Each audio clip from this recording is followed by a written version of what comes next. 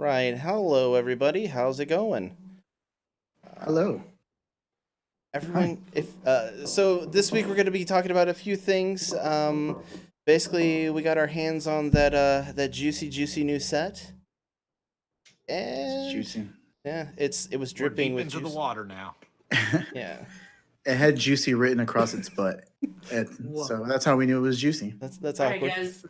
Great show. We'll see you later. um, but if you like what we're doing, please hit the like button. I know it's kind of awkward me saying it at the beginning, but trying Be something sure new. to like and subscribe and hit that little bell icon so you can get Just notifications. just like, please. That's all. Hit the notification button. Hey Yeah. Mel, hey Mike, how you doing? What's Hey. up, Mike? How's it Um. going? So yeah, we all got our hands on the new stuff. Well, except for me, unfortunately. Well, But I proxied with it and played with it, tested it extensively. So You virtually touched it. in its no spots. Hey now, inappropriate. It's okay. that's why the It's okay. God Catcher's so big and mean. Yeah. In his no spot. Trying to get you back. You're so angry. So angry. Show us on this God catcher where you touched you. Oh, awkward. Mostly on my level 1 side. Yay. So I know you guys kind of had the tournament at Docks. How did the tournament go? So first, what we did is there was 4 of us there: DM Armada, Robert, myself, and Stuart from Gaming with Sidekicks. I was there. So what we decided to do is we took one set of the campaign box and both team packs and shuffled it in together, and then just dealt out 4 stacks of cards. We each picked one stack that left one random card out. Mm-hmm. So there was one card that didn't get included, and then we built a team out of I think it was 16 or no, it was 24 cards. 24 cards. Yeah, everyone got 24 cards, and we did it to where you got you built your team of 8, and you just got 2 dice for them. Except me because I cheated. Yeah, because Robert, thought we were saying you got 2 dice for every, for all 24 cards. I thought it was normal draft pack style. No, what it was supposed to be was 2 dice for the 8 cards you put on your team. See, every time I play something with Robert, he's like, "Oh, I didn't know we weren't supposed to play so powerful." And then we just, with only the 4 of us, we each got to play a match against each other, and it was pretty good.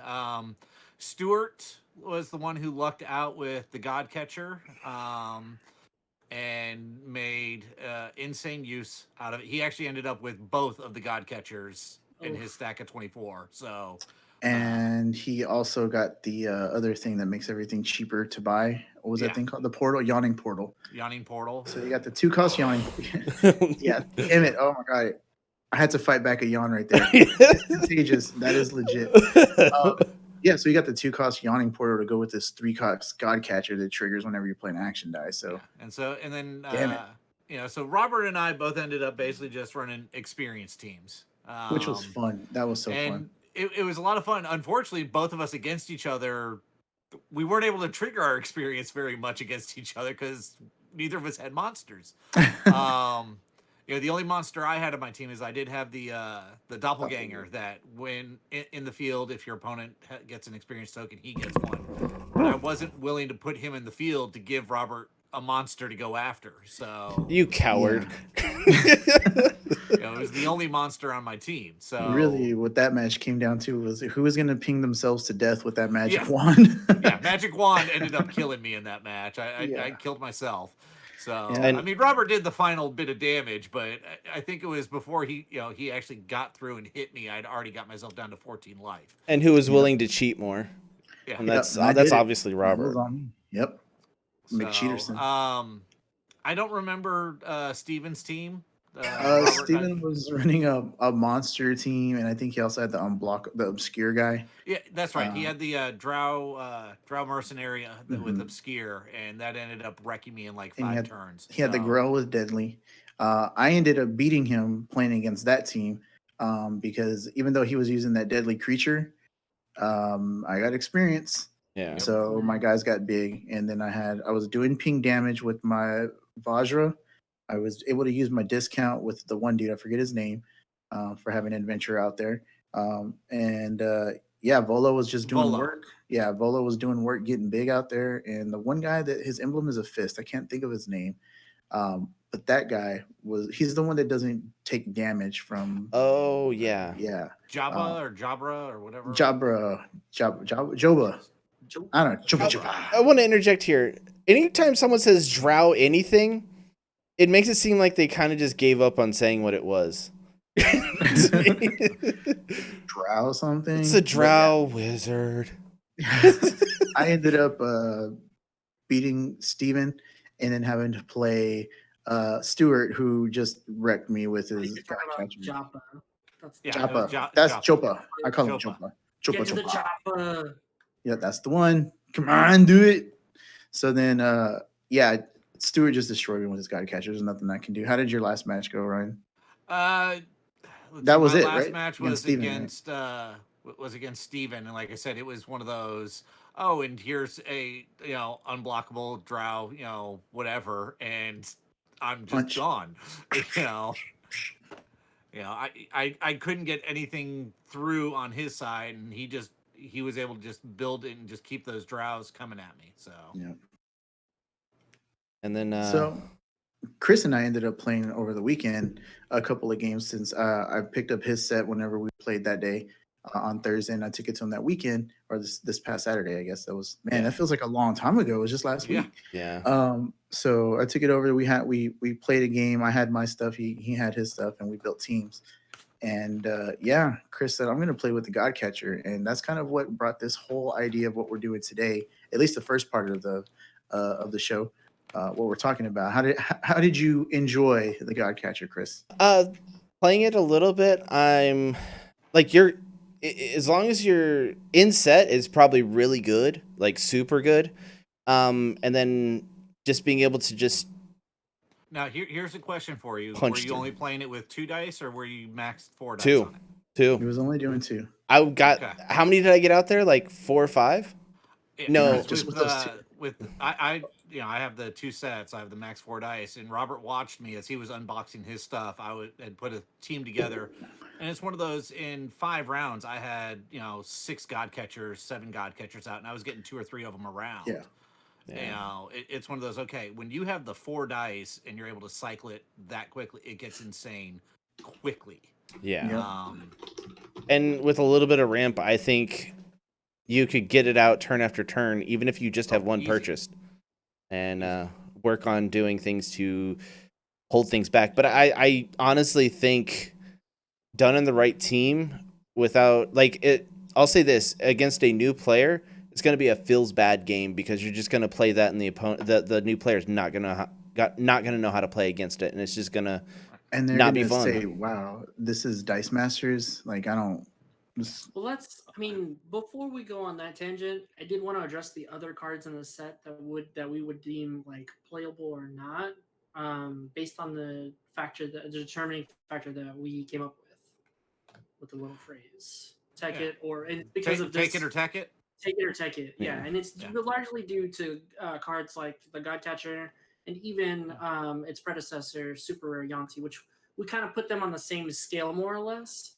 See, I don't put Godcatcher on the scale of Super Rare Yanti because Super Rare Yanti was so fast. You literally could win before your opponent had a chance to do anything for the most part. I'm talking more on the scale of like, does it take over games? Does it take over metas? And yes, unfortunately, it can. does. Yeah, so can. Yeah. That's what I mean whenever I say take it or tech it. It's like if somebody's bringing a Godcatcher to your local meta or your local tournament, what are you doing? You're planning a way to just focus only on beating the shit out of them outside in the parking lot is what you're doing. The biggest thing, the biggest advantage Godcatcher has isn't the attack and defense, isn't the fact that you can trigger the trap to get them out there.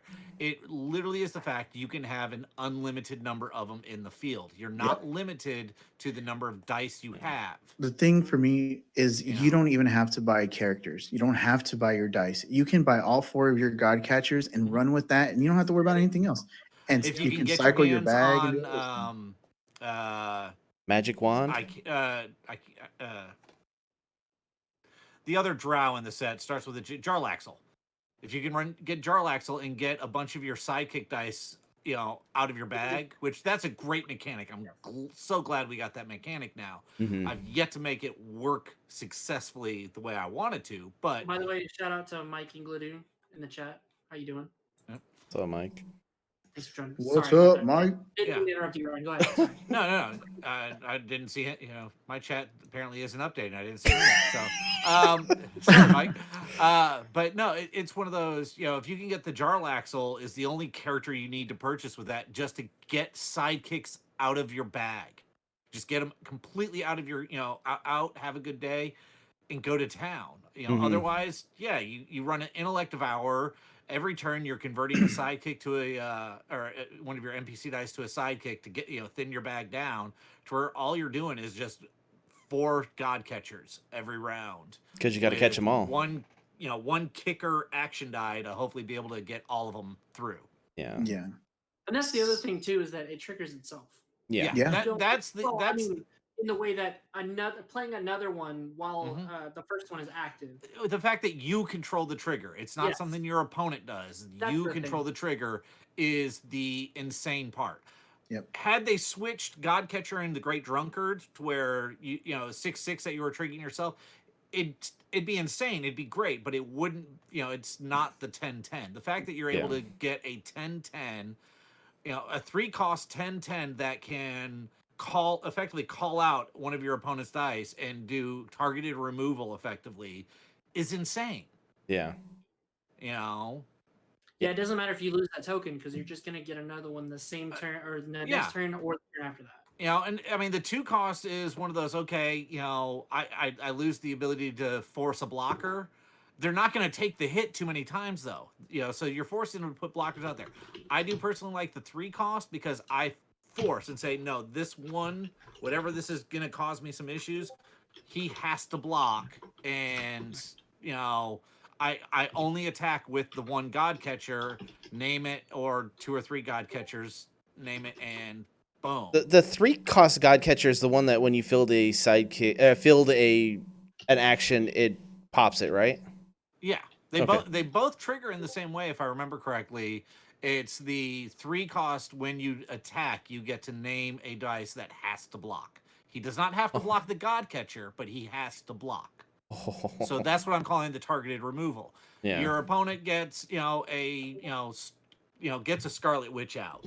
Mm-hmm. Fine, you get your switch. Then all right, cool. I finally did get my God Catcher token. I declare an attack with just him. Scarlet Witch must block.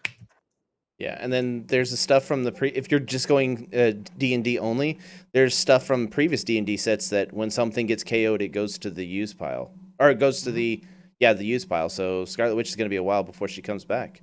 So I guess we're gonna start. We're gonna start this specific segment with Take It or Tech It, and we're gonna leave the question up to you guys as well as the audience. So we're gonna do a round table starting with Chris, and then going to Ryan and then Rob and me. Okay. About Take It or Tech. So you're gonna take it or tech it on Godcatcher.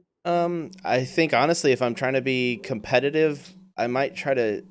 I don't know. I need to play with it a whole lot more, but I feel as though if you build a team correctly, I don't think it's going to be as devastating as Yuan-Ti, because I think Yuan-Ti, before you could get your 3rd Godcatcher out, Yuan-Ti's already won the game. But I feel as though you could get 2 or 3 Godcatchers out there, and if the opponent hasn't teched for it, you're just going to win the game because you're going to keep cycling those gods through the Godcatchers, and eventually you're going to have like 100 10/10s, and they can't go. You can't have too many things to stop it. So I don't know. I think I wanna take it personally. Okay. Right. Yeah. And Ryan, what about you? Well, mine's easy. I love action-heavy teams, so yeah. I'm definitely a take it. Yeah. I'm the degenerate that brought Yuan-Ti. So. I mean, if you look back at some, I had a lot of fun shenanigans with the old AVX Doctor Strange. Every action die you use, you deal 2 damage, and I was able to do 14 to 16 damage in a round, on stuff like that. I love the manipulation of the action die stuff. The fact that I can trigger it and all that stuff, right up my alley. I'm definitely in the take it category right now. And then Rob, go ahead. If we're talking competitively, I think you have to take it because at that point, everyone that is going to go up against it has to tech against it. You don't really have to tech against people if your board's getting that big and that quick. So in a competitive scene, obviously I'm taking it. I have to. Well, and it's not to say if you're taking it, you can't put some tech in your Oh, team to 100%. counter against it. Yeah. But I And we you can know, talk about what kind of tech in a yeah, minute. and we can get to that. But My vote is obviously take it because even my crappy 13th place world's team with instant war and Tabashi Rogue, had I slotted a Godcatcher in the place of anything on that team, even the core pieces, even the Tomb Guardian, had I just replaced the Tomb Guardian and only used the Malekith Global to KO my sages, I had a way to guarantee a win every game with Yeah. just buying the Godcatcher, not even relying on the whole skeleton of Tabashi Rogue and Instant War. I Yeah. already had a piece. Yeah, and I mean, I think Godcatcher kind of helps you out. Also, it's the tech against Godcatcher itself. So if your opponent brings it, you just try to get your Godcatchers out there first.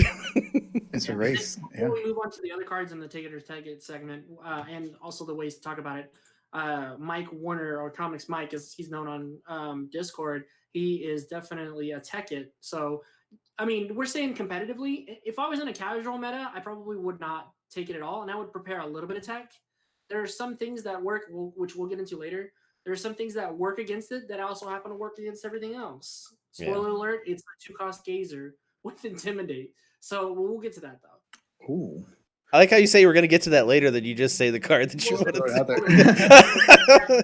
We got tons more actually. I think it's somewhere in the You're neighborhood of bad. like 15 cards or something like that. You can You're bad use at to teasing things. You're Yeah. you're not a very good teaser, Joe. we throw that one as a tease. But anyway, moving on to the other cards that we may have thought that really stuck out to us, and well, let's talk about taking it or teching it. Okay, Well, so are we going to talk about the rest of the cards, or are we going to talk about yeah, we can talk the about the set. Godcatcher? Um, I'm I talk about confused. so whatever sticks out. me personally, I don't feel like any other card in the set is take it or tech it worthy, and I feel like Godcatcher's borderline depending on the competitive meta or the meta in your local scene. Let's be honest. Out of every card in this set, you're probably going to see Godcatcher. Yeah. Let's be honest, 100%. no, I think there's a. I mean, honestly, the card I think we're going to see the most out of the set is Intellect of Hour. Oh, Brain 100%. puppies, yes. But that's a global. Yeah, but that's not a win That's con. not. That's yeah, exactly. Oh my You god, know. that thing's so good. Brain Yeah. puppies for the win, dude. All day, every day. Yeah. So good. But again, there are other combinations, in there that we're going to see a lot of other things. Because again, we're focusing on Godcatcher, but Godcatcher's not a turn 3 win type Like team. Super Yanti was back in the You it's you need 5 turns, but you because you've got 10 defense guys out there, you can get those 5 turns. Yeah. So it's one of those. There's other things that can work in a meta where your win con takes you 5 turns that I think it's still a good thing for the game, unlike the Super Rare Yanti, which destroyed, the meta. Yeah. Yeah. So I would actually consider other pieces. Again, like you said, they make up the skeleton of the team, or they make up the the supporting parts, the supporting roles. But there are some that you could use to guarantee a win con. Like there's the Volo that has experience every time because wasn't there one of you guys that said, wasn't there one of you guys that were saying that same Volo was like a 12-12? I think Troy So was me saying and Steven had a match, and I was getting Godcatchers, but Steven's got his Volo, cycling them through so fast that, I was, knocking them out, but, they're coming right back that after a little while, it's one of those, okay, his Volos are now sitting there at, 12, 12, 13, 13, because of experience tokens. It's just like, and all right, now my Godcatchers can't stand to them. Yeah, all your God catchers are doing is just taking blocks. That's all you're doing. So I mean, there are things both in and out of set that can, but that Volo is actually a viable win con now. All Yeah. you have to do is field other experience catches, and there's a lot of them in this set. Well, and one of the things we're Mm. talking about later, ties into it as far as anti-tech for Godcatcher. So we'll So I think Yeah. Volo is a good one for as far as like a take it or take it. I don't know if it's worthy of that. Again, I just think that it's a win con to look out for. Like people Yeah. will run it. And then the other ones are obviously the 2 4-cost obscure with experience. That's going to be huge, I think. Yeah. Yeah, And if you start seeing those, then you need to bring your tech, which is to push back with some Kate Bishops or something like that. Yeah. and that's the thing. That's your tech piece. Those experience is great. I love it because it's a mechanic that's unlike any other mechanic, and the fact that those are permanent +1/+1 counters that don't go away unless there's a card that specifically says to take them away. So your character, as long as it's fielded, is always going to have that bonus, and it's always going to gain that bonus because there's always going to be monsters in the set to Inset. KO. Do we have to put that little asterisk next to it, like the Yeah. Houston Astros, that it's in set? We have to remember, experience really only works in set. Now, not so much anymore, though. I mean, that's one of the things we're talking really about. though, There's like a couple of ways now to trigger and gain experience that don't require. enough for that Volo to be viable is what I mean. Like in our 2-team takedowns where cards are getting banned and things, yes, that makes sense. But if we're just having a casual event where everything is open, I don't think that experience is going to be that great. I disagree. There's still going to be enough monsters, here and there, in the meta that I think experience is still a worthy method if that's the way you want to go. You're going to have to. That's an alternate win con type scenario. It's not going to be your main primary one, but it is an alternate one you can have on your team that doesn't take up a huge number of slots. Yeah. Okay, let's talk about a given scenario, which is going to happen. Gazer. Is Gazer a monster? Yes. I don't know. Okay, there you go. That's a qualifier. Gazer is a very powerful removal tool in and out of set. It's also a monster, which means that it has a very weak defense. It has a 2 on its highest face. So that's really saying something. If you manage to KO that sucker, which your opponent will gladly put him in front of a Godcatcher token that didn't get intimidated, then there you go. There's your experience. Or and anything, because he's intimidate and he wants to refield it, so he's happy to have it KO'd. Right, and so there's one automatic qualifier that I'm saying it's going to be in at least 40 to 50% of the builds in and out of set because it's just too good of a piece, a control piece. I'm thinking closer to 30, but it's gonna be one that we're gonna see a decent amount of. And again, when we start talking some of the anti-Godcatcher tech out there, so, some of those pieces can tech well with Volo, to make that a viable team as well. Yeah. Yeah. So there's also the doppelganger in this set, as well as the old doppelganger in TOA. That's a monster. Yeah. And the old doppelganger, I think that one will still see play because it's going to be copying things that your opponent wants to use or has degenerate combos with your own stuff. Against a dragon team, experience is great against that. I mean, there's still, again, I wouldn't put all my eggs in the basket of this is an experienced team and this is how I'm going to win and this is, I wouldn't put any eggs in that basket. But that basket has some holes in I it. can see Volo teched onto a team if you tech it right. Yeah, if he can turn into a big boy. Alternate win con, you can get him out there, and all of a sudden Volo's sitting there as an 8/8, and it's like, and like Joe said, those tokens don't go anywhere anymore. Yeah, those and counters the don't other go thing anywhere. is, like, you have to remember, for Volo, all it takes is one other character with experience. That's it. One time. Right. Yeah. Me and Robert were talking. It would be kind of interesting for them to make a card like a rigorous training card that turns all sidekicks into monsters or turns them into adventurers. So when you field a sidekick, you get an adventurer fielded. I think that's more of like an action card instead of like a permanent slot. Either way, something that does it. You know what I mean? Like it needs it. Because then you can bring experience out into the other sets. Is it infiltrate that does all your characters, or just one character gains a certain affiliation? Yeah, infiltrate. I think it's what card is that lets you change the change the affiliation. Danger Room lets you change everything into a villain, so I So we think can have stuff like that. yeah, I would love to see Danger Room functionally reprinted into another affiliation. that would be awesome. You know, and I know there's a basic action out there somewhere that does that, where it gives them you name the affiliation. I can't remember on the top of my head. I think it's a golden one. I don't think it's in modern anymore, but yeah. That would be cool. Yeah, that would be, like you guys are saying, it's not that hard to make a basic action that's a 3 cost that says all your characters gain an affiliation of your choosing. Or even an action on your team. Yeah, or even an action. Robert, what were you going to say? I thought you were going to say something.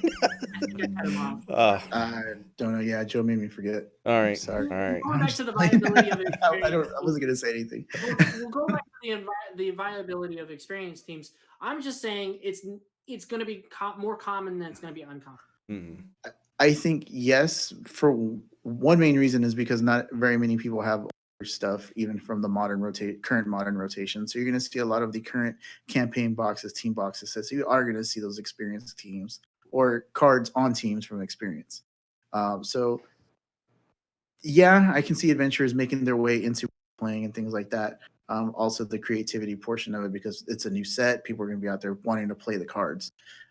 But honestly, I don't know how competitive that can be. And like Ryan said, yes, second turd. I'm pretty sure I didn't. Second turd. That's weird.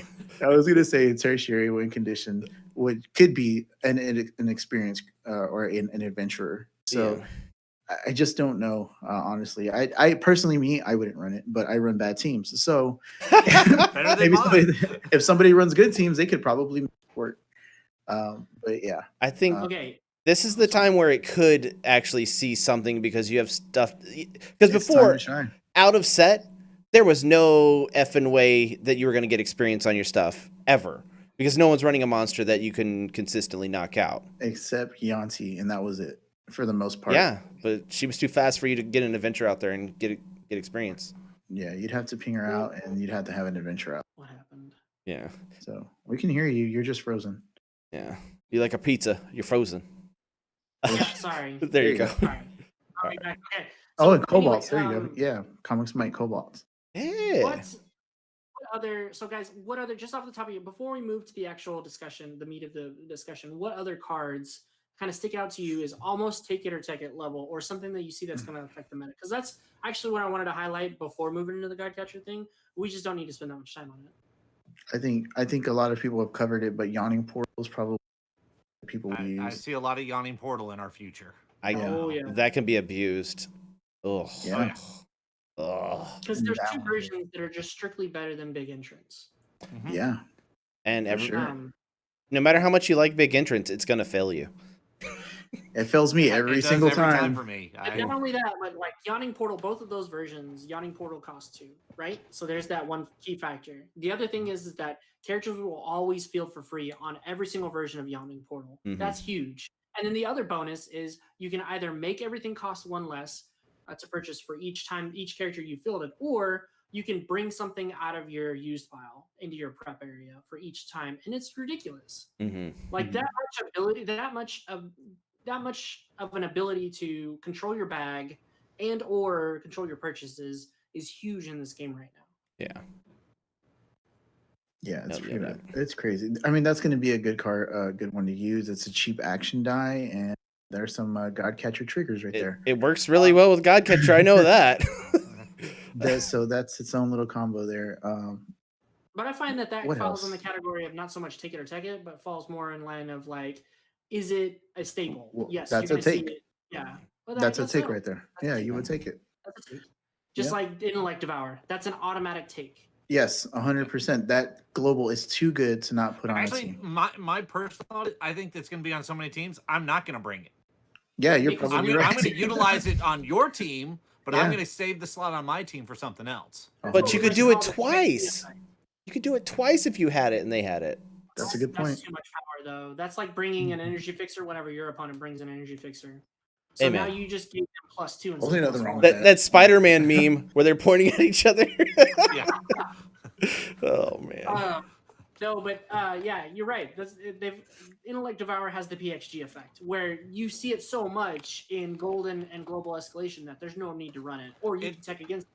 Yeah. You need to know how to play with it. You need to know how to try to use it better than your opponent, and if possible, build your team to where you don't need it, but can abuse it if it's available to you. Oh. That Yeah. way, I'm not on a 7-man team with Intellect Devour. I'm Yeah. on an 8-man team, and if you bring it, I'm just going to abuse it more than you. I You know. That was my mindset on PXG. If I could build my team to not need it, I would. But if it was there, I damn sure know how to use it to speed my team up to the 100 miles per hour. It's Robert's fifth energy fixer that he's going to have for every team. Yep. Asarak for the 6, Yeah. so he gets one for action dice. In case I need to buy a Billy Club. So there you go. So the next 2 cards are going to be Godcatcher and Yawning Portal. There we go. We fixed it. We did it, boys. There we go. We got there. No. So for those of you in the chat, or those of you who are watching, Mike Warner brought up a good point, and it's something that if you aren't a member of either Discords, they've been talking about is rules clarification for the Intellect Devour. Does it pull from the used pile? Does it pull only from field and reserve? Honestly, the current ruling is you play it as is, which means it can pull from the used pile and the reserve and the field zone. Because it doesn't specify if it's an NPC character die, which means that it needs to be fielded or in the reserve pool on its pawn face. It doesn't specify what zone, it just specifies the zone that it needs to move to if it's spun down from the field zone. Based on the rulings of previous energy fixers, I would say the die does not need to be in does not need to be in the field. What is the hold on? So it says once per turn during your turn, you may spin one of your NPC dice to an energy face. So NPC is code for sidekick, right? Yeah. So sidekicks, yeah, you're right, because sidekicks are still sidekicks when they're in the reserve pool. They're characters when they're in the field. It doesn't say NPC characters, right. It says NPC die. So with that, you don't have to field it. You don't have to worry about triggering some kind of effect that goes off like a green devil mask or something like that. Because someone was telling me I had to field it, and I was like, okay, I guess I will. Yeah. The other thing about the ones in Thor and the ones in Green Arrow and the Flash, they were sidekick character dice, but sidekick character dice also qualify while they're on their pawn face in the reserve pool as well. So you can spin down the sidekicks in your reserve pool without ever having to field them. And I think with that card, that global, you can do some kind of degenerate things on turn 2 where you have extra energy and you're just going to go off and possibly buy your biggest cost on turn 2.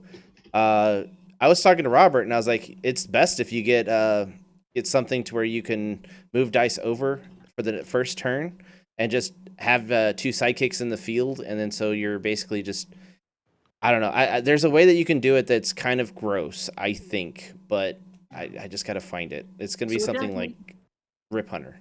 Yeah, so it does need some clarification because a lot of players are playing it like you can even pull a sidekick die from the used. That I disagree with. Yeah.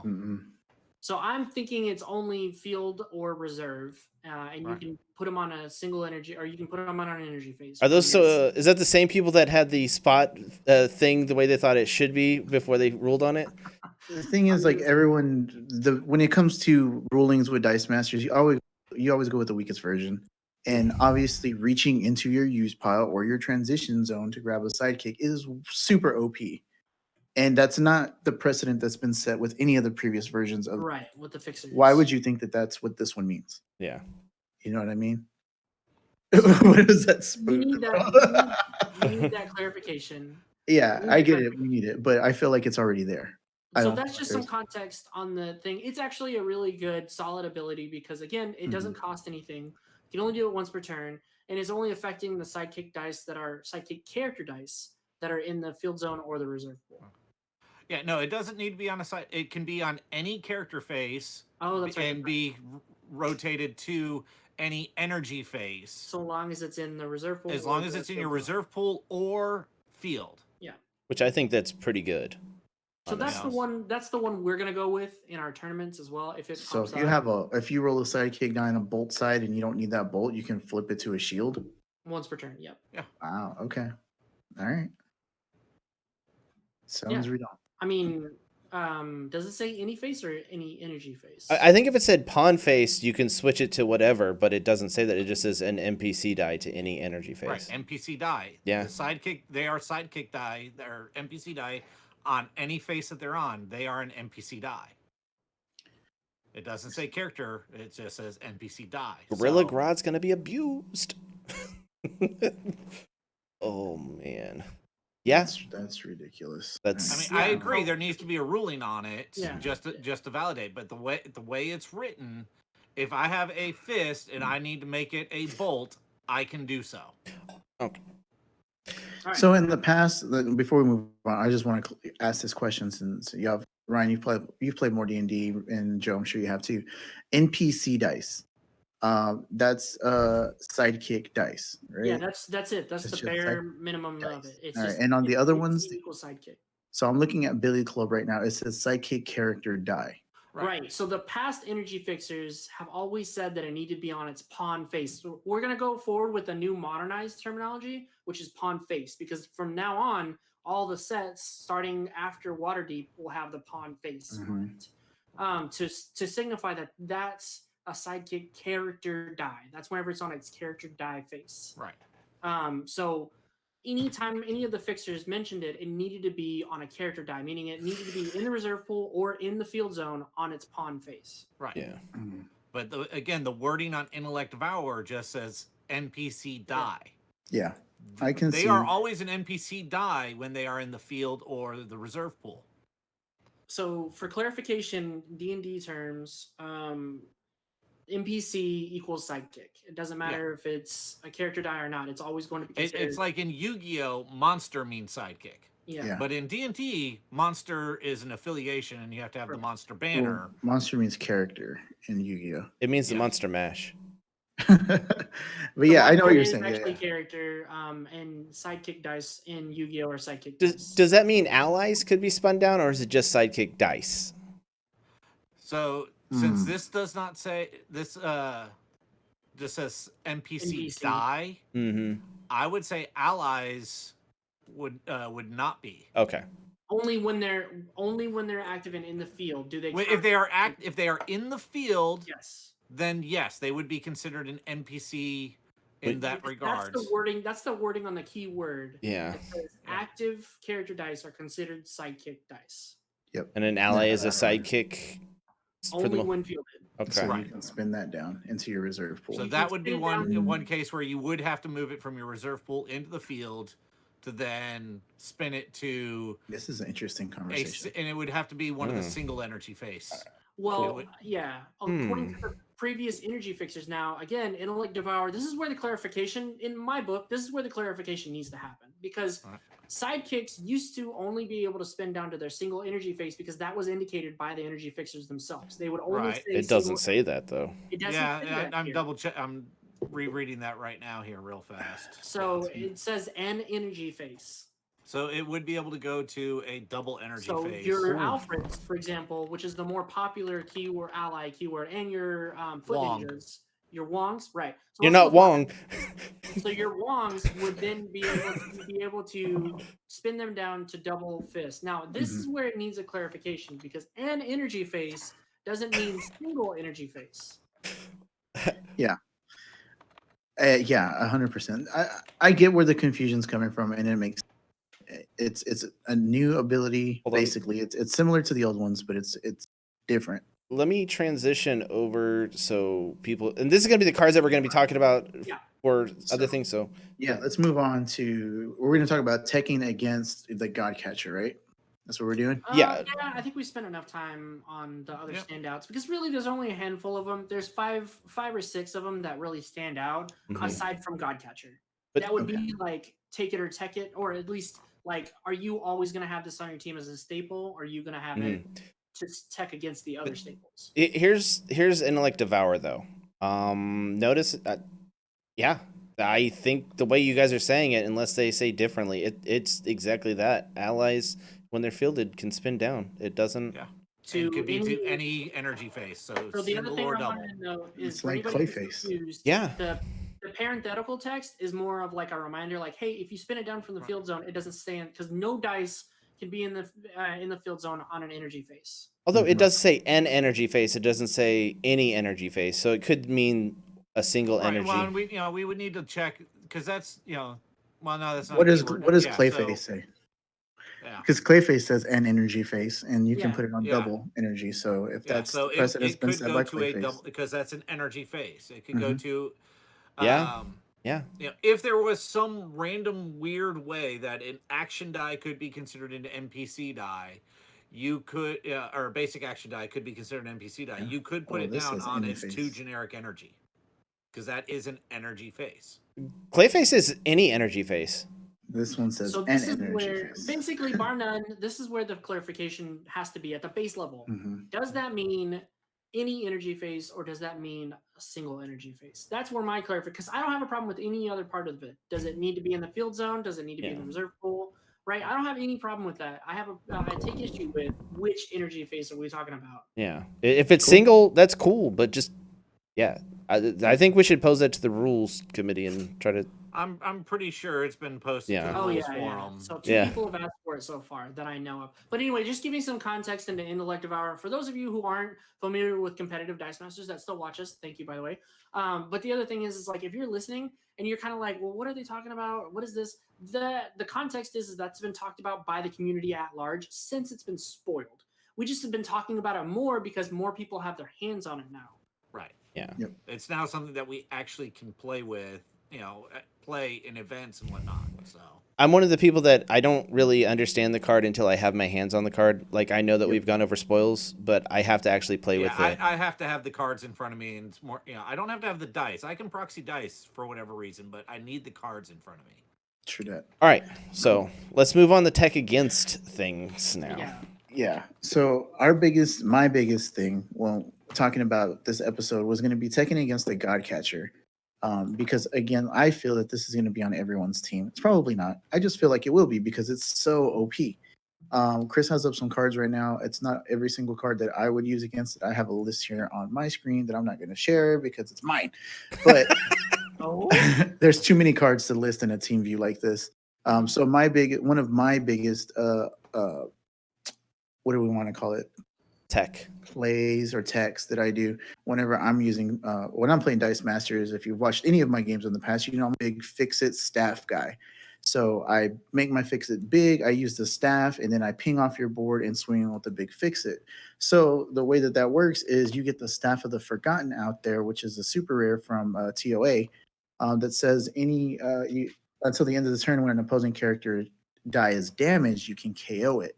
So you play staff, right? So and also you can use Seething Corruption from Battle for Ultramar. Is that Yes. correct? Yep. That's And- correct. You And got it, man. Yep. and X-Men First Class, Danger Room, Housing, Hidden Peril. All three of these cards essentially do the same thing. If something is damaged, except for Danger Room, if you damage one of your character dies, it dies also until the start of your next turn, I believe.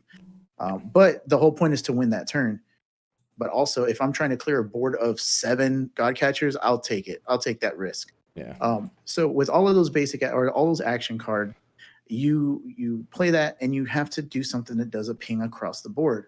So you have multiple ways of doing that. One of the ways is my favorite way is playing Guardians of the Galaxy's Daisy Johnson, Mr. Hyde's daughter. So whenever you swing in with Daisy, you can pay up to 3 shields to do that much damage to each character die your opponent has. Typically, you just need 1 to clear the board, Yeah. and you need a bunch of bolts for your fix. Now, But we're not see, talking about fix it. Robert, I agree with you. Like the Seething Corruption is a great way to deal with this. I personally like teching it with as far as anti Godcatcher, teching it with the new Manchun Clone Wizard. There you go. That's another one Because that Manchun talks Clone about. Wizard, when you use a basic action die, you get to deal 1 damage to all of your opposing characters. And Mhm. so the combo right there, you get Manchun in the field, then you use Seething Corruption, And you don't have to then worry they get about saving the an entire energy. field is now gone. Yep. So that's Yeah. great, and you don't have to worry about the what's it called, the crackback from Danger Room.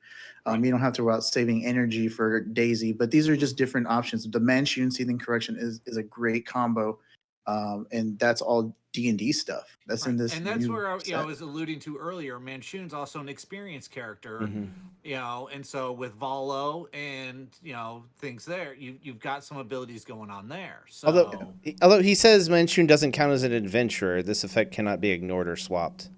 But he still has the experience keyword, which is what. so Volo is I for. need to double check Volo on that Yeah. one. I don't Volo think does it'll not work do there. adventure. He does experience. He says characters with experience are fielded. I Cool. thought he actually said he does say adventures Let me with see. experience. That's what Check I it. wanted to double check. But there's other ways to get the damage across. So the Manchun Seething Corruption is a great Jubilee Life on the Streets from X-Men First Class. When she awakens, which means she spins up, it deals 1 damage to all opposing character dice.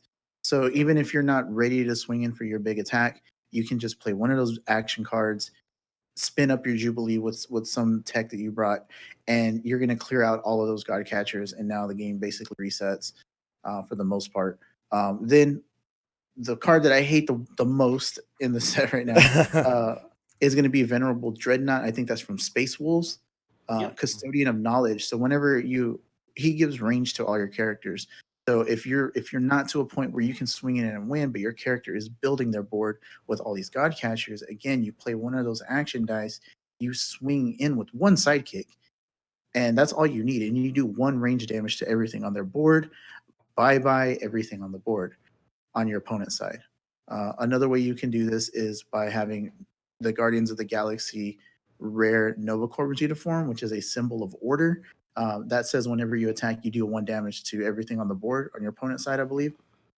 Yeah, and Mike, Michael, the- Comics Mike just brought up Banshee.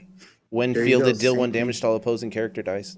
So I currently have that combo in 2-team takedown on one of my teams. Is the danger room that deals damage whenever all characters are dealt any characters dealt damage until the end of your next turn or until the start of your next turn. I have that combo anyway. The Yeah. only issue I have with that combo is it requires you to get both pieces of it Yes. on the same turn. That is an issue. That's where I like the Manchun one is he's a well active. So you get him out there, he's sitting there, and then you're just now cycling that Seething Corruption basic action to keep him down. Yeah. The last thing that I have, and then I'll let y'all, was We lost TOA. that audio, Robert. If you want to run that Oh, back a couple of I seconds. was just gonna say the last thing that I had before I pass it off to y'all to talk about your tech is TOA Silver Dragon, Lesser Dragon. It's a 4 cost with Breath Weapon, so you can just get that dragon out for cheap and let it sit there. Mm-hmm. It's only a 4 cost, and then you can get one of these action cards, swinging with 1 Breath Weapon, and you clear their board of all their God catchers, and then you're also staying thematic within the D&D space. Yep. So that's all I got. Also, last thing, keyword Boomerang. To get those actions back, if they start building their board again, you can just constantly keep them cycling, and you're going to just be annoying at that point. So there you go. All right. Passing the mic. I'm done. Dropping it. One of the best things you could probably get to deal with Godcatcher is going to be the one that everyone uses. They use it for playing Yanti teams. Scarlet Witch. Careful what you wish for. It may not be able to stop it altogether. They can tech against it to get a Sararak out there, the uncommon one from TOA, to be able to roll an action die again. But Scarlet Witch is a good thing if they don't have that on the team. And they have bad rolls, which I mean, if you've played Dice Masters, you're going to have bad rolls. That's a good thing to just stop it right there, and it's a 3 cost. The only issue with that one is if they are able to get a God catcher, and I mean this is most of them that are character based or character dependent. If they're able to get a character God catcher out and they're using that 3 cost God catcher, they've effectively got that targeted removal. They attack with 1 token and name that 1 piece, so the switch or in the one I was talking about, the Manchun or whatever, as he must defend.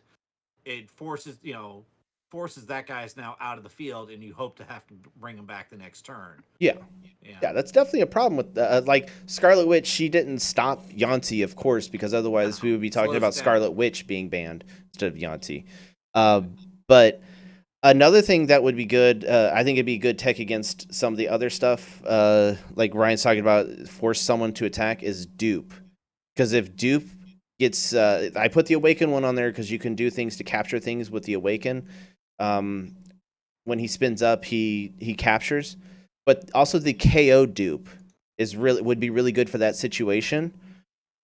Let me see. So it's the dupe lights camera action. When dupe is KO'd, capture target opposing character die until start of your next turn. If Godcatcher leaves the field, it's gone. Period. And one that that I thought kind of would be actually one that Ben showed me at Worlds would be good for my team that I played there is Confront the Mighty. It's a 2 cost, so it's easy to get out there and have something else in the field also. But its target character die you control has attack equal to the defense of target opposing character die. Those 2 character dice deal damage to each other equal to their attack. So you play that and essentially put it on a psychic die you have, and then put it on Godcatcher, and you knock out Godcatcher. You get to ramp a little bit, and that's a good way to deal with it if they're being quite aggressive with it. Ryan, you had a few other ones, right? Yeah, I mean, so the other one that you've got up here that I like does plays with the Scarlet Witch mindset. I'm going to slow down your rolls, but also skeleton key. If you are able to get one through, I've got skeleton key. He's it's back out, and you don't get to trigger it. So it's that one. I'm just going to keep you from even getting the token in the first place. Is the mindset there? I I haven't thought too much on it, but we're talking about it. The Gnome Ranger, he's not modern legal, but cancels the effects of an action die.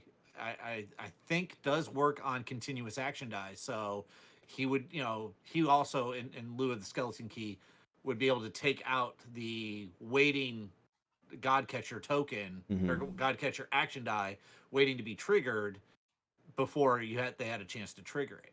And then another one you put up here is the Blob. Oh yeah. Appetite for Destruction. That's fine. I'm just gonna name it, and you never can put it in the field. Yeah. So again, I am much more of the mindset of denying you the ability to even use the die or get the die converted to a token versus trying to deal with the tokens once they're created.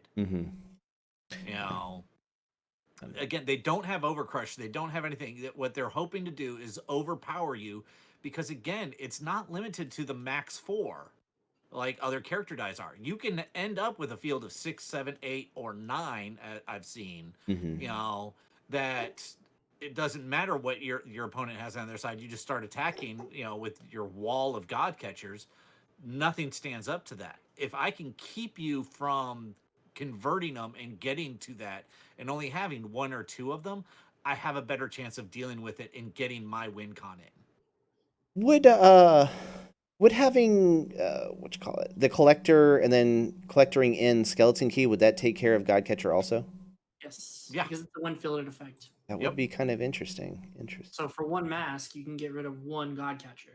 And if you have Absorber... Well, but again, it doesn't get rid of the token. It gets rid of the trap. The one that's waiting. Yes. Yeah. So the other thing to consider is that on certain effects that have the when fielded effects, you can use Absorbing Man to kind of double that. So yeah.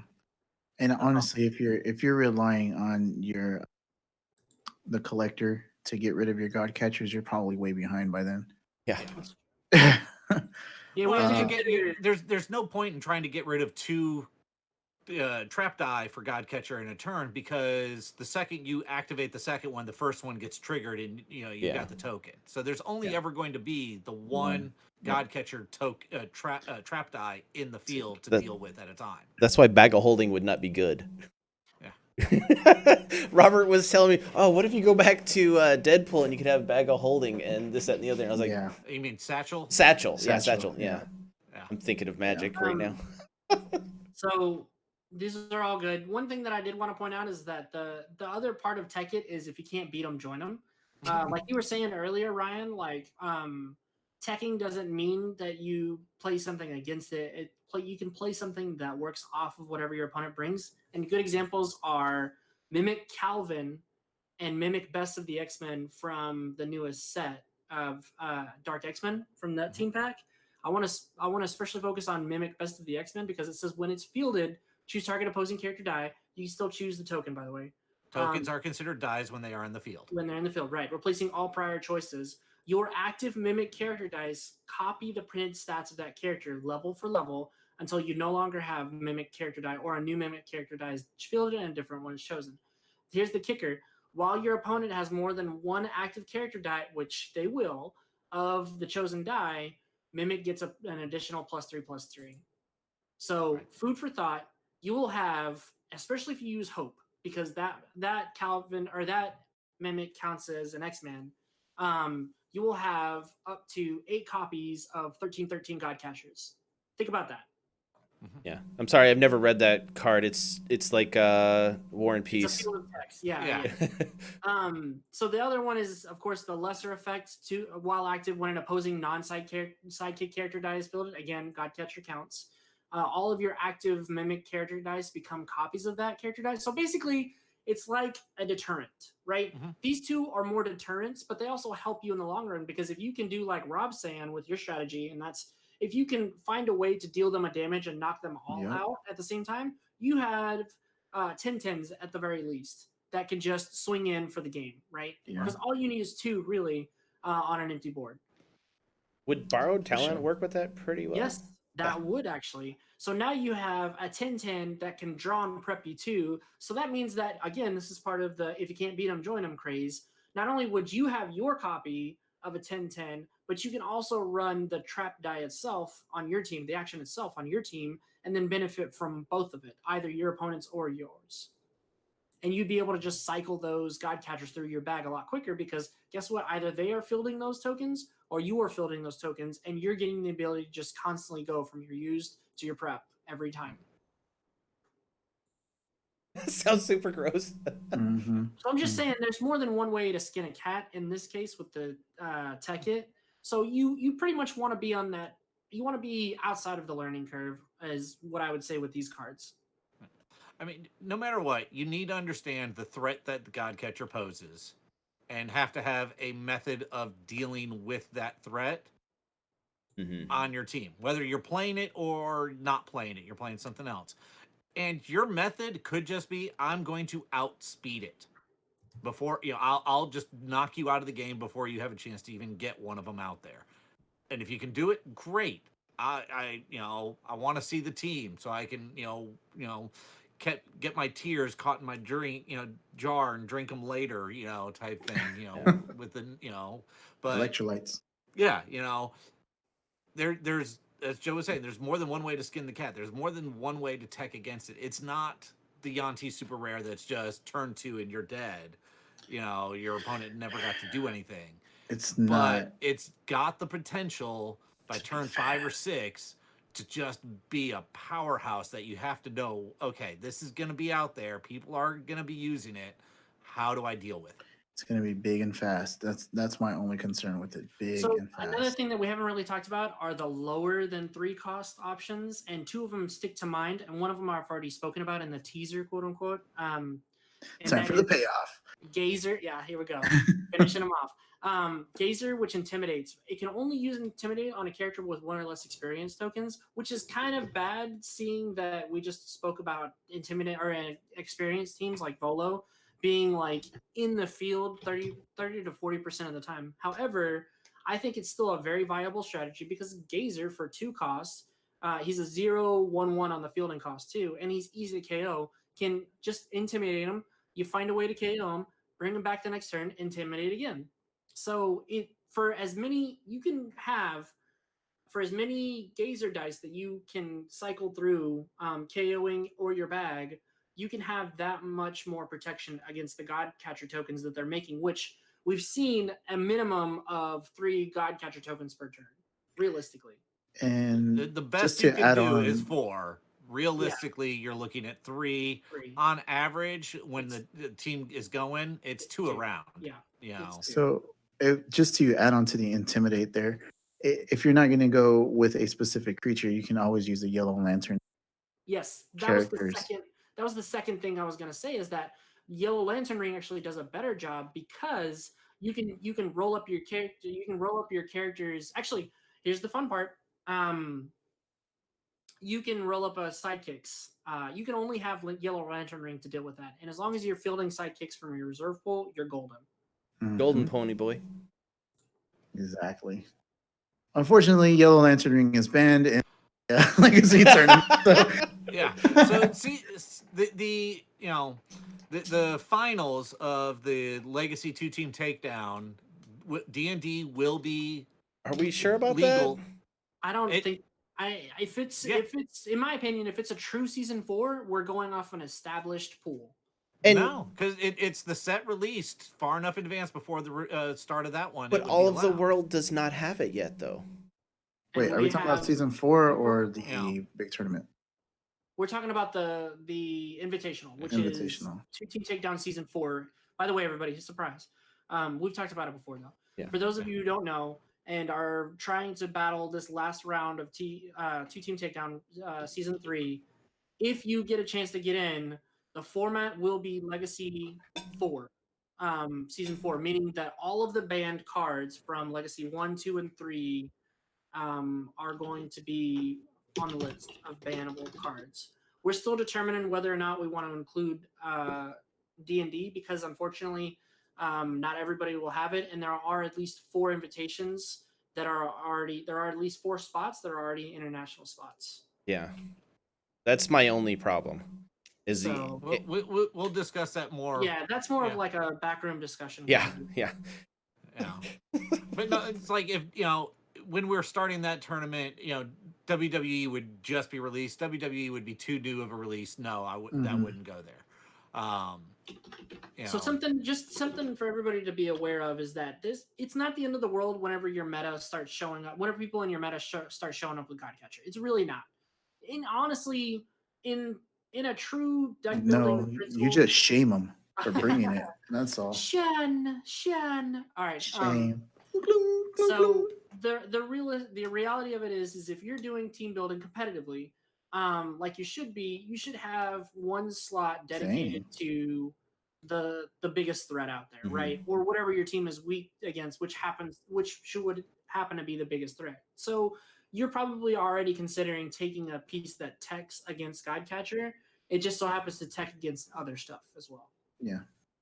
Like if you're taking stuff to tech against Green Devil Mask, guess what? You're taking stuff to tech against Godcatcher.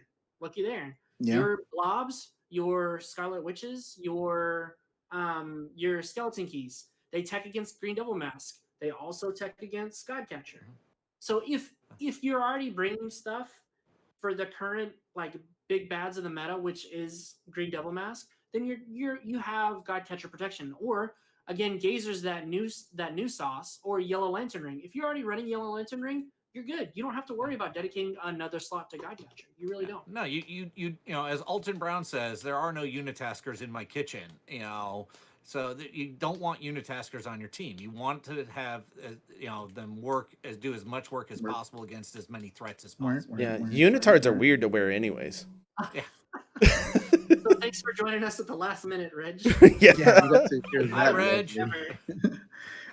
But no, we appreciate you showing up. And we were just talking about the Godcatcher.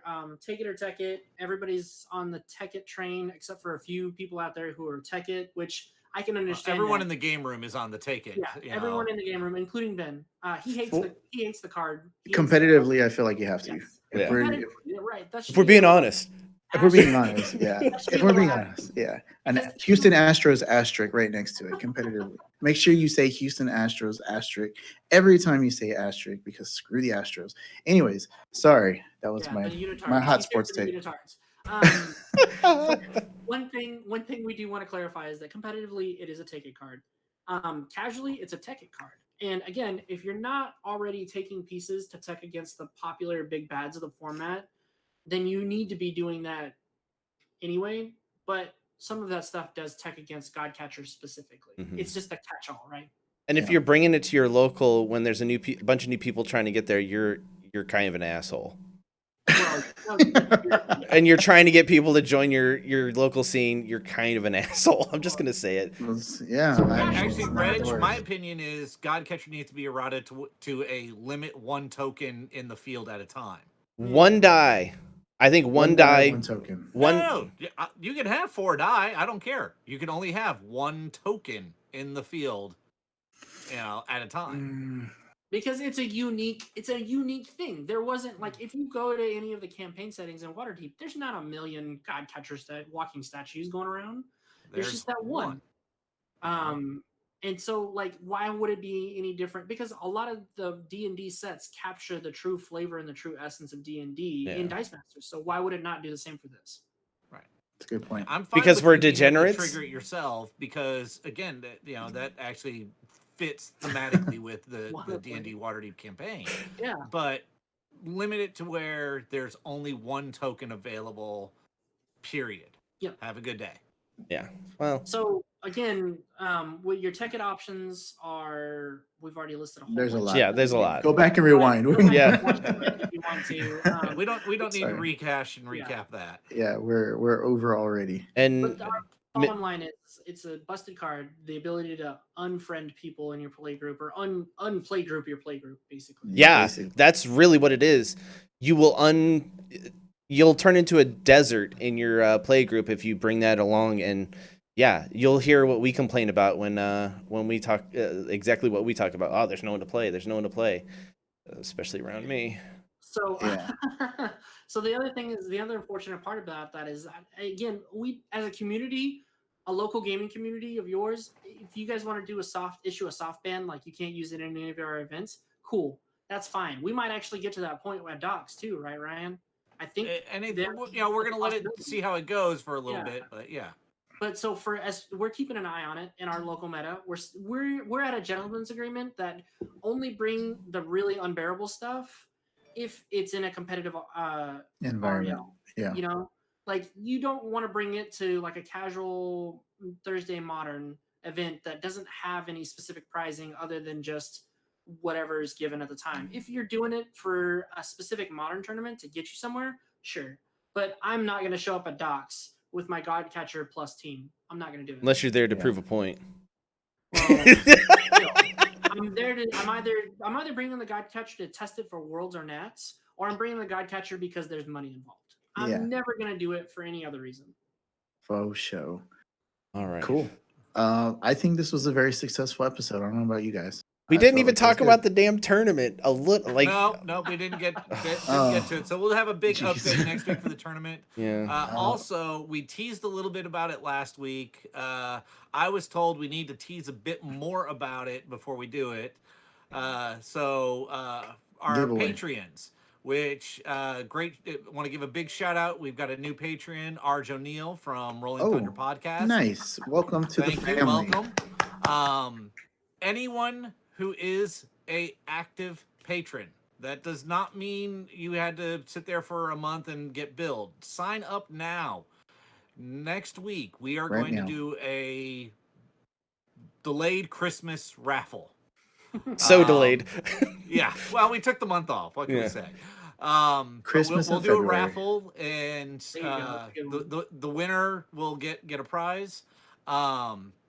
We haven't determined what the prize is. The prize will, be something specific to who wins. Yeah. We do know that one prizing, unless it is Mr. Williams himself, will be the MOD CR Game Room Meme-tastic calendar. Oh, so nice. I don't see a reason to send the calendar back to him as he's the one who sent it to us if he wins. So yeah, he's got all those pictures on his laptop. He can just look at. Yeah. So, but that will be part of the prizing no matter what. There will be other stuff that we will include in there as well, depending upon who wins. As usual, the tier you're in will give you that number of entries into the raffle. So if you're tier 1, you get 1 ticket. Tier 2, 2 tickets. Tier 3, 3 tickets. So. And Mike, if you see us out and about, just let us know who you are, and we'll give you a hug. I'm pretty sure we all will. We're huggers. Wow. I'll give a random hug to whoever. Yeah, so. it's awkward hanging out with Ryan. I know, it is. All right. That's okay. My wife is real good at making friends in the bathroom. It's the most awkward thing I've ever seen. She'll come out talking to this random person. I'm like, I thought she you knows their said life story and all this stuff. I'm like, you were in the bathroom with them. And she's like, well, yeah, we're talking. I'm like, No, you don't talk to people in the bathroom. I could have swore that story started with you saying you make. No, my Whoa. wife. Little toe tapping. Yeah, I usually pull up to the urinal and say, "Scoot over." So Big thanks to Make all of our friends. Yeah. Patreon supporters, and all of For our sure. patrons, new or old. We really And all appreciate our it. subscribers. Yeah, and our subscribers. Anybody that watches or listens that doesn't want to see our beautiful face, just give us a like and subscribe so that we can pump out more content like this. Hit We that will little have bell. more stuff in the future, though. And too. we'll look Sure. on doing this as a uploading this as a podcast, because some people say that they would prefer that. I prefer YouTube stuff myself, but I mean, we'll make it work. We'll do I what mean, we it want. shouldn't be too hard for us to maybe rip the audio out and do it as a podcast so people Rip can it out. listen to it. Kalima. Yeah. My answer to that one is, just pull up the YouTube and just hit play and turn your screen off. You know. Some people Some can't get the people's phones YouTube. Don't do that though. Yeah. Oh. All right. Well, If I shut it off, it turns off. So I blank my screen. Sorry. Go ahead. I think that's going to do it for us. Yeah, I think we're a little over our limit here. So. Yep. We get charged by the minute here, so We're a little bit rambly right now. So, all right. Thanks everyone for watching. Be sure to like, subscribe, do the things, and yeah. Hold on one more time. It'll never be awkward. Yeah. Bye. Bye. That's going to wrap things up for us here in the CR Game Room. Check out our website, crgr.rocks, for all our latest info. There you'll find a link to help support us via Patreon. Follow us on Facebook and subscribe, and as always, thanks for hanging out.